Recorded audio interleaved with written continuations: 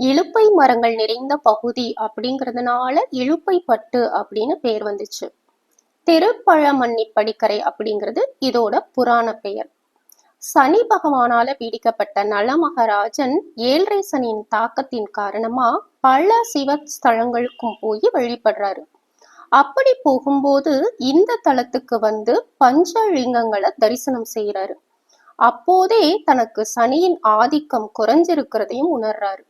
அதனால சனியின் பிடியில் பாதிக்கப்பட்டவர்கள் இத்தலத்துக்கு வந்து வழிபட்டால் சனியின் தாக்கம் குறையும் அப்படிங்கிறது நம்பிக்கையா இருக்கு.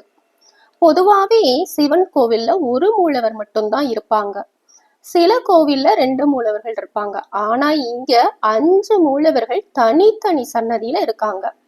பஞ்ச பாண்டவர்கள் வனவாசம் செஞ்சப்போ இங்க சில காலம் தங்கி இருக்காங்க. சிவபூஜை செய்யணும் அப்படின்னு லிங்கம் எதுவும் இருக்கா அப்படின்னு தேடி பாக்குறாங்க. எவ்வளவு தேடி பார்த்தும் அங்க லிங்கம் எதுவும் கிடைக்கல. அதனால இவங்க இலுப்பை மரத்துக்கடியில இலுப்பை காயில விளக்கேத்தி சிவனை மானசீகமா வழிபடுறாங்க. சிவன் பஞ்ச பாண்டவர்கள் 5 பேருக்கும் தனித்தனியா காட்சி தர்றாரு. அதனாலதான் இந்த கோவில்ல 5 லிங்கங்கள் தனித்தனி சன்னதியில இருக்கு.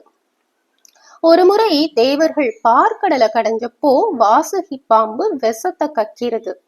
தேவர்களை காக்கணும்னு சிவபெருமான் அந்த ஆழகால விஷத்தை குடிச்சிருவாரு.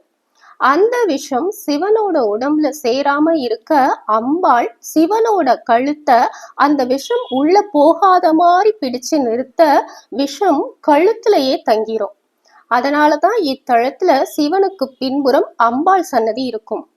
அமிர்தத்துல கலந்திருக்கிற விஷத்தை நிறுத்தியதுனால இங்குள்ள அம்பாள் அமிர்தவள்ளி அப்படின்னு அழைக்கப்படுறாங்க. இந்த அம்பாள் தன்னோட இடது கையால தன்னோட பாதத்தை காட்டியிருப்பாங்க. இங்க இரட்டை விநாயகர் தரிசனம் மிகவும் சிறப்பு. இதுதான் தேவார பாடல் பெற்ற இலுப்பைப்பட்டு கோவிலோட ஸ்தல வரலாறு.